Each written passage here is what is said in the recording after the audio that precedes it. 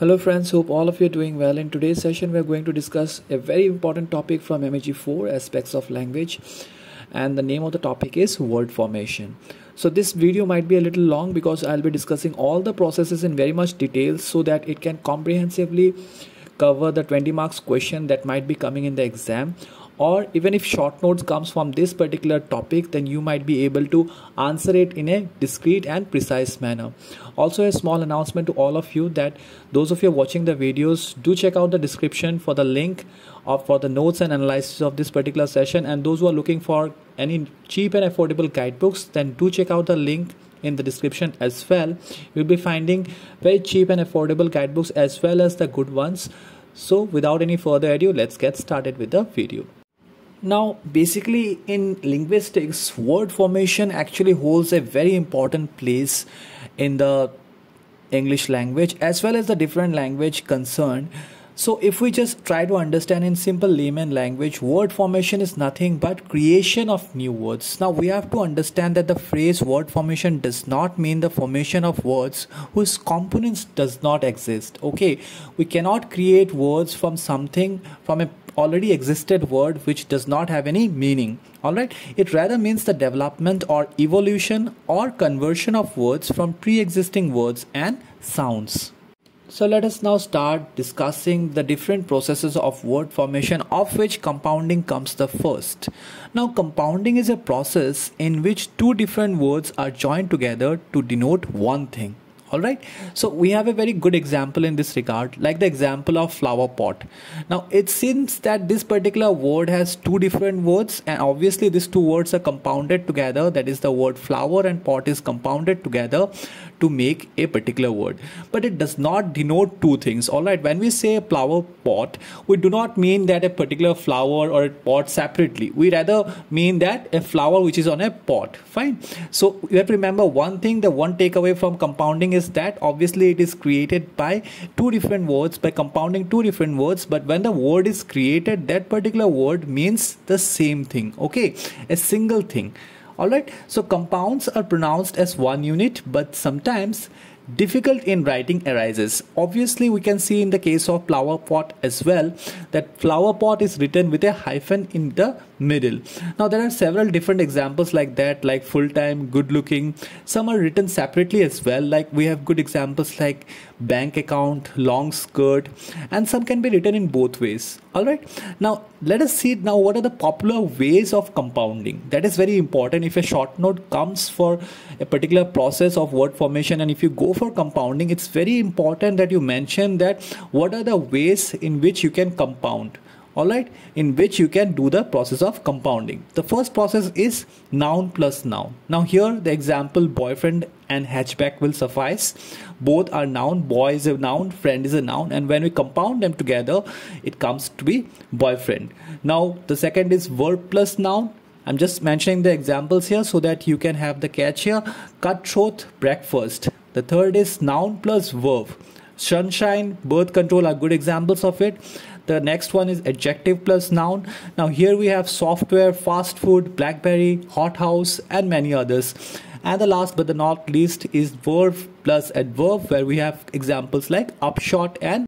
So the next process for word formation is derivation, and derivation is probably the most common word formation process in the English language. It is achieved by adding affixes. Now you might be wondering what affixes are. Basically affixes are nothing but prefixes and suffixes, and also it includes infixes, which we'll talk later on. Now let us first of all talk about prefixes. By the word prefix, you should understand that since the word pre is there in a particular English word or any other regional language as well, if we add a particular entity before the word, then it becomes a prefix. Alright, so prefixes are added at the beginning of word, and suffixes are added to the end of the word, and infixes are actually added, inserted inside a word. Okay, but infixes are actually very much unusual in English. Now English prefixes include examples like suppose reinforcement. Okay, now this is a very good example, like undue. Then we have miss. This is also a good prefix word. Then we have like examples like misled. Okay, then pre, that is pre-qualifier. Okay, so there are several examples of prefixes. Now similarly we have examples of suffixes as well. Now suffixes might be like full, less, able. Okay, it's like beautiful. If we create a word by adding a suffix to beauty, it becomes beautiful. Fine. The next process in this regard is back formation. Now, it is the process of forming a new word by extracting actual or supposed affixes from another word. Now, it is very easy to understand. Let me help you out with this one. Now, shorten words created from longer words. This is the takeaway from this particular process, back formation here. That means already existing words like peas. Okay, peas is a word, and when we extract a particular piece of particular word from here like p, that becomes back formation. Okay, word creation or word formation with the help of back formation. Similarly, creating or taking away bag from bagger, it is a process of back formation. Gel from jelly. So the next word formation process is shortening, and just by the mention of this particular process we need to understand that shortening is actually nothing but reducing the length of a particular word, and this particular process is very much familiar and very much useful as well. Now this process is also called clipping. Alright, clipping is the process of shortening or reducing long words.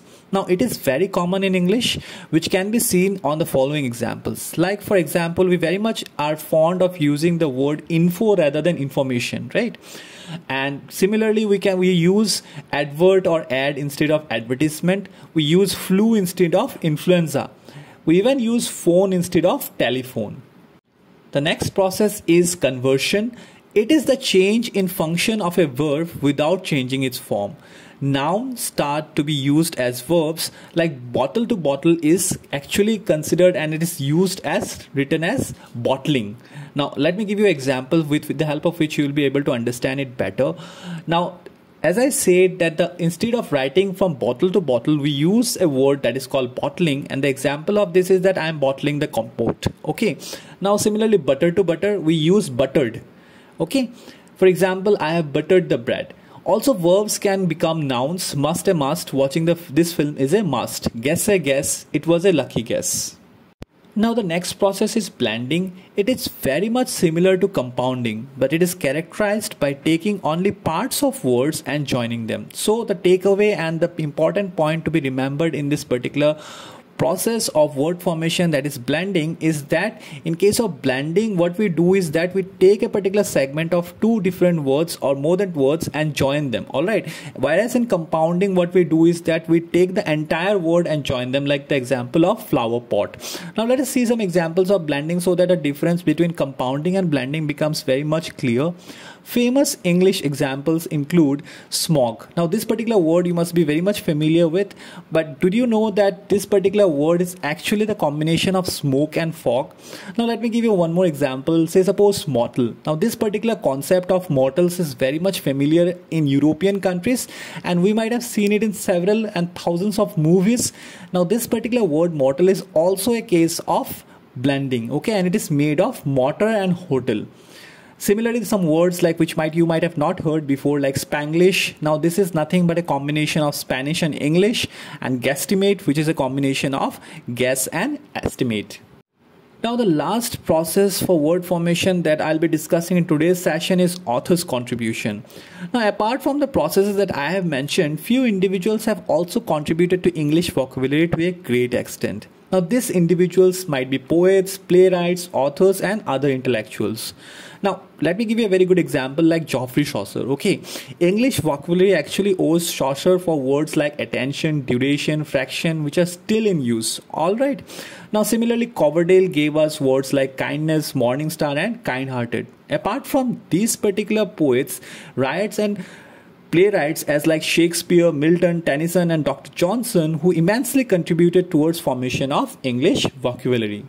So this is the video guys. I hope you had an insight regarding this particular topic, that is word formation and different type of processes which are included as a subcategory inside word formation.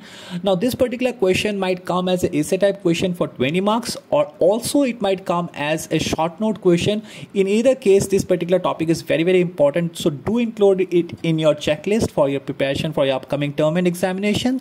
And yes, do not forget to check out the notes and analysis of today's session which is given in the description.